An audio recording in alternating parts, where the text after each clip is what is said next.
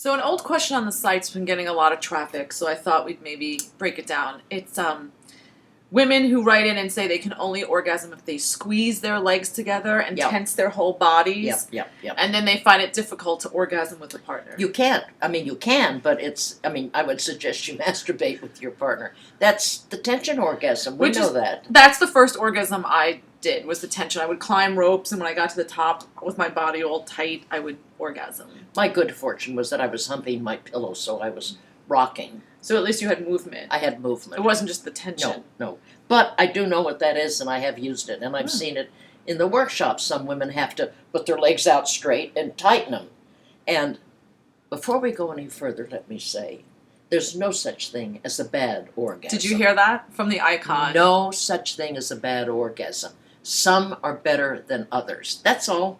Now, if you're doing the tension orgasms, it's going to be very difficult to translate that into partner sex. And it doesn't feel for me as satisfying. Like if I don't have a lot of time and I got to squeeze one out, I'm like, Yeah. You tend, Yeah.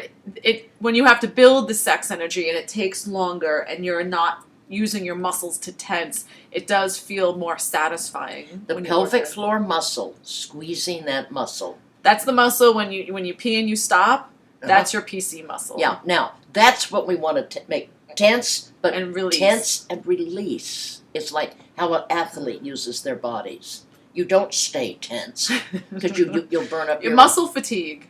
You'll burn up your energy. And I feel like maybe that's what it is. You're burning up all your orgasm energy, all your sexual energy with the tension, and not relaxing. You're forcing. It's like a demand. It isn't a dance into it. You're not dancing into it. It's like, I'm gonna come up and I'm gonna make this happen right now. and the whole breath holding goes with the tension. Which is the direct opposite of your technique. Feet on the ground. Grounded. I feel like that. I don't like fucking or doing anything with my legs in the air. No. I hate it. Or straight out. No. You're limited. Uh-huh. Put your little feet on the ground, your knees are bent. We have that on the website. And you're rocking your pelvis, and when you rock up, you squeeze, and then you release, and you're breathing, and you're stimulating your clitoris, you're adding vaginal penetration. It will happen. Yeah, it's going to take longer, but you're going to build up more good feelings. You're going to get more energy built up into it, and it's a better orgasm. It is. No such thing as a bad one. No, and I remember when I had my first one, we were filming with NRK. And I'm a muscle person. I have a lot of muscle, and so I go right into tension. It's hard for me. I have to think about it. Yeah. Not anymore, because now I've done the dance enough. Yeah. But I remember you were between my legs with that barbell, and you were like, "Don't tense up, relax." Yeah, I'd see you starting Don't to go. tense up. You're like, no, and then you put your hand on my shoulder, you're like, "Don't do it."